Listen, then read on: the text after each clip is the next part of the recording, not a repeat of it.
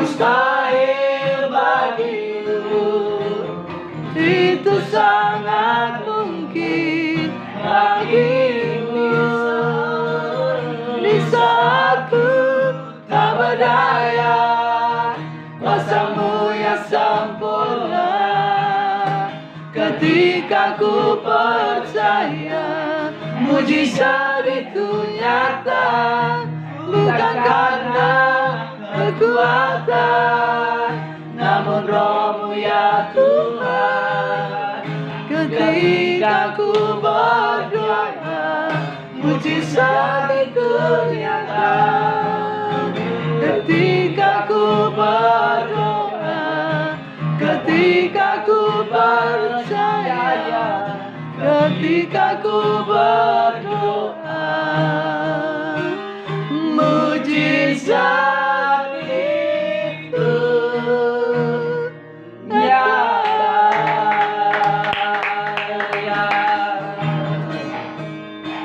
Di saat ku tak berdaya, kuasa-Mu yang sempurna. Ketika ku percaya mujizat itu nyata, bukan karena kekuatan, namun Roh-Mu ya Tuhan. Ketika ku berdoa, mujizat itu nyata. Ketika ku percaya, ketika ku berdoa, ketika ku berdoa, mujizat itu nyata. Tepuk tangan buat Tuhan Yesus. Bahwasanya kami akan mendengarkan firman-Mu, firman yang hidup, firman yang penuh kuasa, firman yang sanggup mengubah setiap hati dan pikiran kami, firman yang siap mengubah dunia ini dan seisinya. Tuhan yang akan memberkati kami dengan firman-Mu. Kita percaya bahwa firman-Mu ini akan terus mengerjakan setiap pribadi, setiap hati, setiap kehidupan kita dari hari ke hari, dan semakin sempurna, semakin dipenuhi dengan kekuatan kasih karunia dan anugerah yang dari Yesus Kristus Tuhan. Di dalam nama Yesus Kristus diberkati Engkau dengan firman-Mu. Yang percaya mari kita sama katakan amin. Salam, damai sejahtera di dalam nama Yesus Kristus Tuhan Allah kita. Haleluya. Pagi hari ini hari Minggu, yaitu pada tanggal 31 bulan Juli 2022. Nah, hari ini saudara kita saatnya akan masuk ke dalam firman.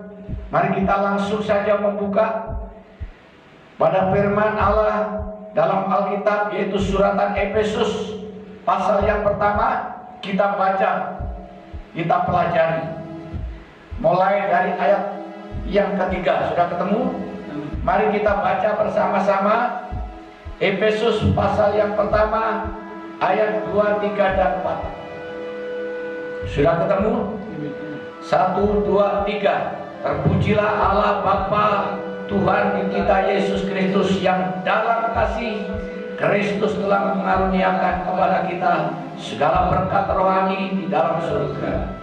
Sebab di dalam Dia Allah telah memilih kita sebelum dunia dijadikan, supaya kita kudus dan tak bercacat di hadapan Allah.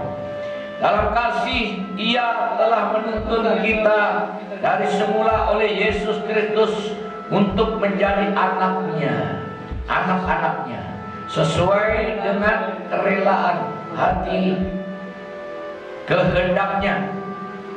Kita tambahkan ayat yang ke-6, supaya terpujilah kasih karunia-Nya yang mulia, yang dikaruniakannya kepada kita di dalam Dia yang dikasihinya. Amin.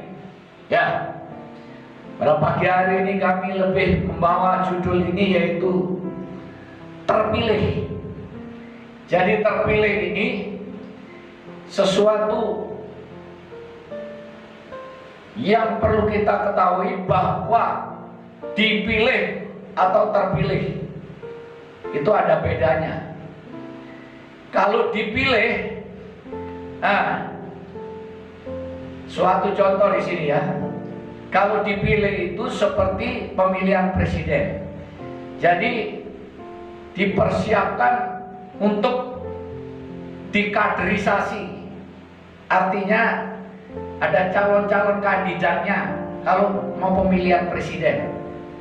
Nah, beda dengan terpilih.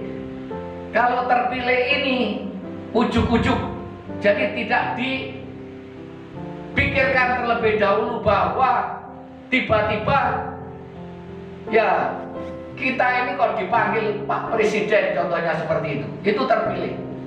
Jadi tidak pernah kita pikirkan, tidak pernah kita ya inginkan juga bahwa kita di sini tiba-tiba terpanggil oleh Allah, yaitu Yesus Kristus Tuhan. Itu artinya apa? Bahwa umat Kristen itu umat yang terpanggil sesuai dengan rencana Allah itu sendiri, terpanggil sesuai dengan kehendak, dijelaskan di sini, kasih karunia-Nya, sehingga panggilan yang melalui tanpa disengaja, tanpa direncanakan, dan tanpa dirasakan oleh umat Kristen atau umat yang percaya ini adalah merupakan suatu surprise atau kejutan ya, yang tidak semua orang akan mendapatkan panggilannya atau pilihannya. Nah, dengan demikian umat Kristen, orang-orang yang percaya ini adalah orang-orang yang terpanggil, yang terpilih, terencana oleh Tuhan itu sendiri. Tetapi kita tidak pernah berpikir apa yang akan terjadi di dalam hidup kita, yaitu lewat panggilan Allah. Nah, dengan demikian maka kita paham ayat ini menjelaskan, terpujilah Allah dan Bapa Tuhan kita Yesus Kristus yang dalam kasih ya telah mengaruniakan kepada kita segala berkat rohani di dalam surga. Oleh karena kasih Kristus, Allah telah mengaruniakan berkat rohani yang dari surga. Ini penting. Jadi pembahasan berkat rohani yang dari surga ini adalah beda dengan berkat yang bukan rohani. Karena berkat yang bukan rohani ini adalah bukan berkat yang terlahir dari kasih karunia. Berkat yang bukan rohani ini adalah bukan yang terdapat atau mendapatkan berkat yang dari surga, melainkan dari dunia ini. Saya nggak perlu membahas berkat yang bukan rohani, tetapi berkat yang rohani yaitu berkat yang terlahir oleh kasih karunia Allah dan dianugerahkan kepada kita, orang-orang yang terpanggil, yang terpilih sesuai dengan rencananya, yaitu untuk mendapatkan berkat itu. Nah, dengan demikian berkat rohani itu adalah berkat kekekalan. Berkat rohani itu adalah berkat keabadian. Berkat rohani itu adalah berkat untuk masa depan kita yang ada di surga kelak, itu adalah berkat rohani. Nah, dengan demikian apa yang dimaksud yaitu berkat rohani, yaitu berkat kasih karunia Allah yang merupakan yaitu tempat kita nanti, yaitu surga yang kekal. Itu adalah intinya. Berkat yang paling besar di dalam hidup orang yang percaya itu bukan berkat jasmani, mungkin punya mobil mewah, mungkin punya perusahaan besar, mungkin punya berbagai macam fasilitas di dalam hidupnya, di dalam dunia itu. Bukan itu. Tetapi berkat rohani yang dimaksud yaitu berkat hidup kekal, hidup selama-lamanya. Kita berada di surga yang mulia, yang sungguh tidak akan kekurangan apapun nanti kelak kita hidup kita.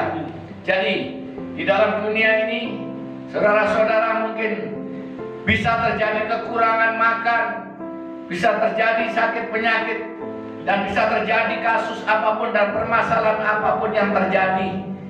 Tetapi ketika kita mendapatkan yaitu berkat kasih karunia yang ada, yang berasal dari surga itu, maka kita akan mendapatkan satu harapan yang besar, yaitu harapan yang tidak bisa kita bandingkan dengan apa yang kita miliki yang ada di dalam dunia ini.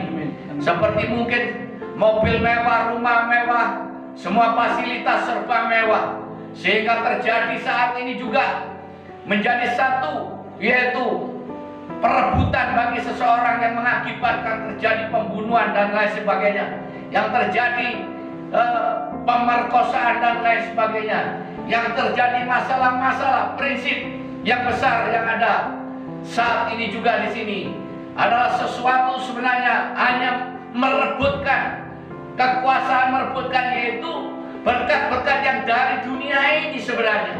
Tetapi ingat saudara-saudara yang dikasihi Tuhan, ingat saudara-saudara yang dikasihi, kita perlu mengingat bahwa ada harapan besar, ada tujuan besar bagi kita orang-orang yang percaya, yang Tuhan telah mengaruniakan anugerah, yaitu berkat rohani, berkat yang dari surga, berkat hidup kekal selama-lamanya. Itu yang sangat penting. Jadi ini adalah sesuatu yang harus kita pegang, prinsip-prinsip keimanan orang Kristen.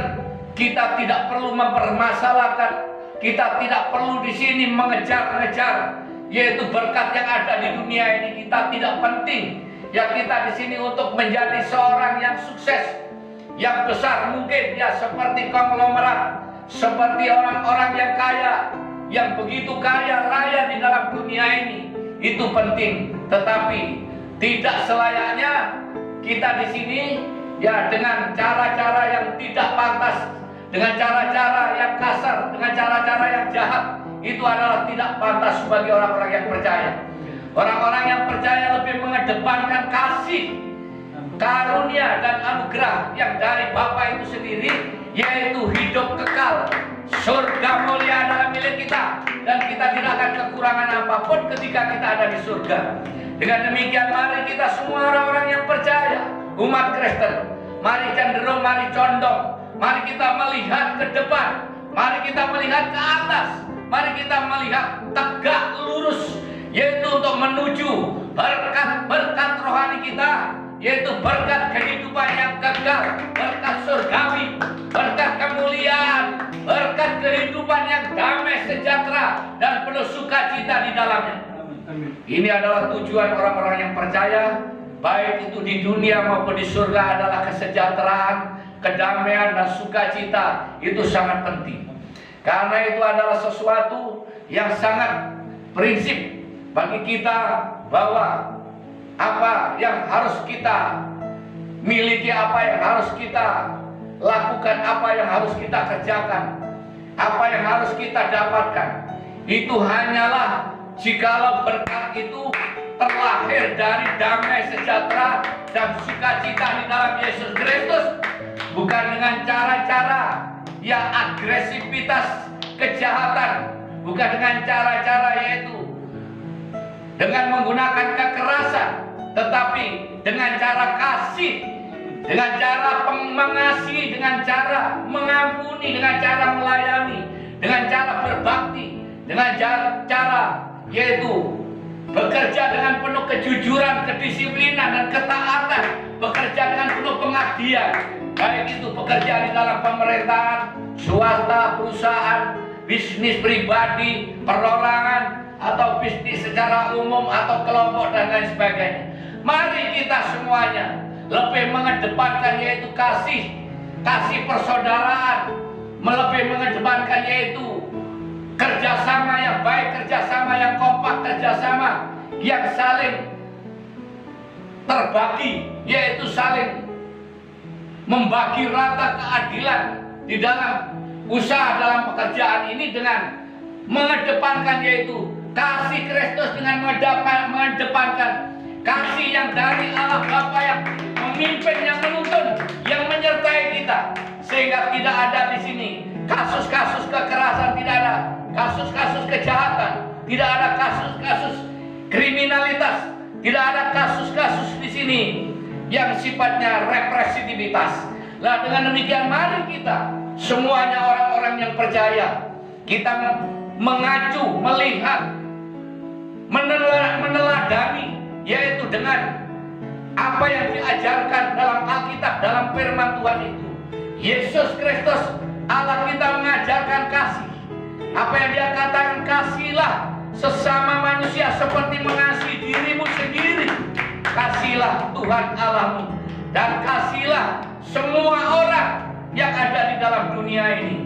Dengan demikian maka tidak ada kasih yang terlebih besar yang ada di dalam dunia ini, melainkan hanya kasih Yesus Kristus yang rela mengorbankan dirinya mati di kayu salib demi kita orang-orang yang berdosa, demi kita orang-orang selayaknya harus dihukum di neraka, demi kita selayaknya orang-orang yang harus digantung di kayu salib. Tetapi Kristus yang disalib, Kristus yang digantung, Kristus yang dikutuk dan terkutuk demi kutuk-kutuk kita semua orang yang percaya kepadanya. Amin. Nah, sekali lagi kita lihat di sini. Ayat yang keempat mengatakan, sebab di dalam Dia Allah telah memilih kita sebelum dunia dijadikan, supaya kita kudus dan tak bercacat di hadapannya. Yang pertama tadi apa? Kita terpanggil. Yang kedua, kita di sini Allah memilih kita. Jadi kita orang-orang Kristen, orang-orang yang percaya adalah umat pilihan Allah. Umat yang dipilih oleh Allah ini adalah umat yang dikehendaki oleh Allah. Umat yang sesuai dengan rancangan Allah. Umat yang sesuai dengan apa yang dimaksud, yaitu ya baik bagi Allah. Allah melihat umat yang dipilih ini apa yang baik bagi Allah, bukan apa yang baik bagi manusia.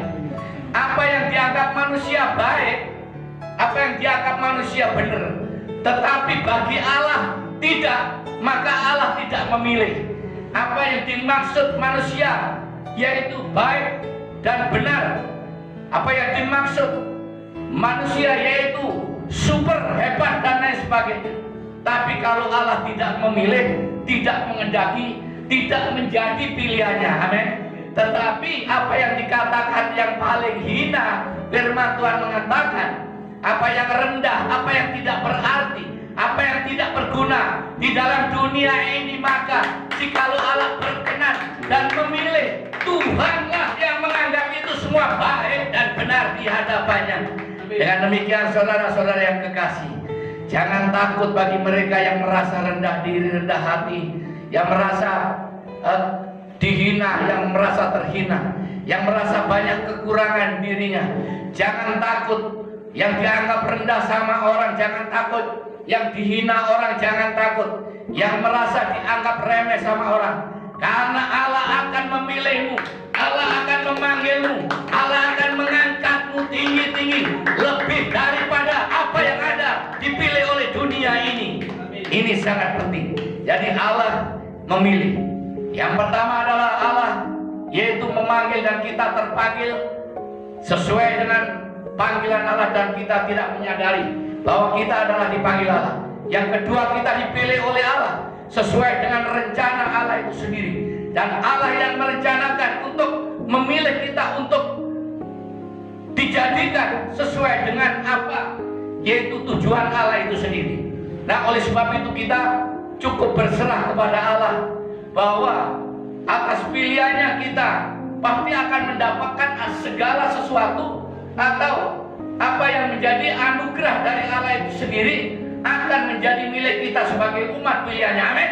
Dan kita dianugerahi yang sangat penting, yaitu keselamatan hidup yang kekal yang ada di surga dan bukan yang ada di neraka. Yang terakhir, dalam kasih Ia telah menentukan kita. Amin. Ya, menentukan kita. Dalam kasih Ia telah menentukan kita dari semula oleh Yesus Kristus Tuhan menjadi anaknya sesuai dengan kerelaan kehendaknya. Jadi kalau kita terpanggil dan kita dipilih oleh Allah di dalam kasih dan anugerahnya, maka Allah menjadikan kita adalah anak-anaknya. Menjadikan kita anak-anak Allah ini sangat penting. Apa?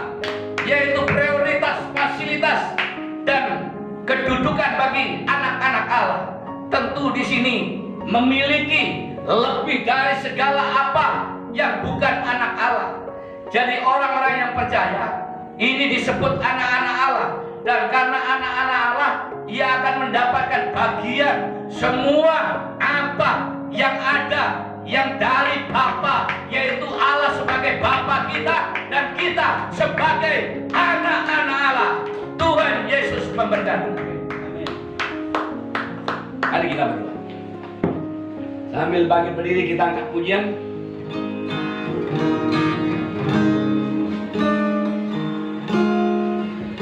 Kaulah Tuhan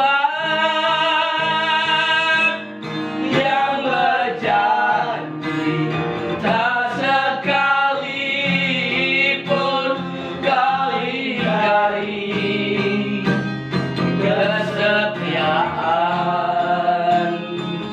Sungguh terbukti di sepanjang hidupku. Selamanya ku kan setia melayani, mengasihimu.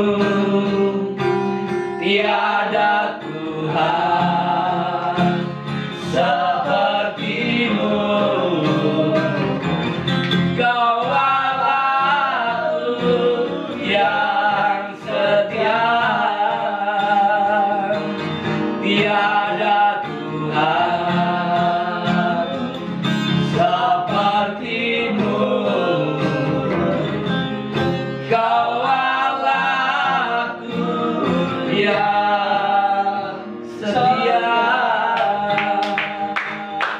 Bapa, kami mengucap syukur dan terima kasih pada siang hari ini.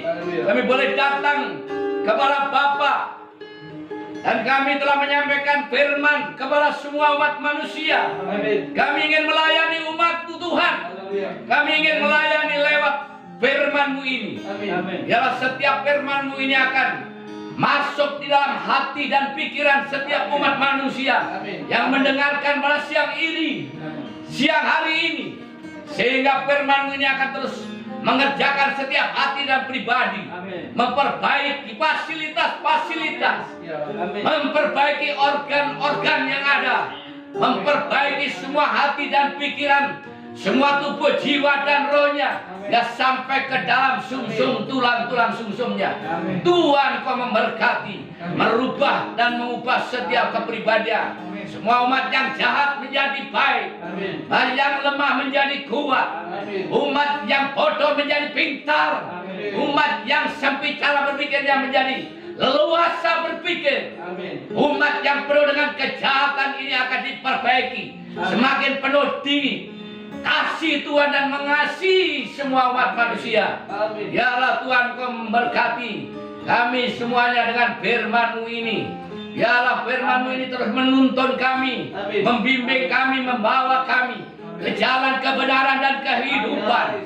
Dengan demikian kami akan memperoleh kehidupan dan kebenaran yang dari Allah itu sendiri. Karena hanya kebenaran yang dari Bapa itu yang memerdekakan. Kebenaran yang dari Allah itu yang memerdekakan. Kebenarannya dari Tuhan Yesus itu yang dapat membawa damai sejahtera dan sukacita bagi setiap umat manusia yang ada di bumi ini. Amin. Oleh sebab itu Tuhan perkenankan firman-Mu ini terus melakukan tugas dan pekerjaannya dari sehari ke sehari, mendidik dan memimpin, menuntun mereka semua yang buta, yang tuli, yang lumpuh, yang sakit, yang menderita apapun. Tuhan terangkat jiwanya. Mereka tidak akan tersesat, mereka tidak akan tinggal di dalam kegelapan, melainkan mereka akan terus mendapatkan terang yang ajaib, terang yang menerang-nerang, terang yang menyala-nyala, terang yang sungguh mendapatkan api kemuliaan Tuhan, terang yang dari surgawi. Terpujilah nama-Mu kekal selama-lamanya. Saudara yang kekasih, mari kita mengangkat kedua tangan kita Dan terimalah damai, sejahtera, sukacita dari Allah Bapa, Putra dan Roh Kudus.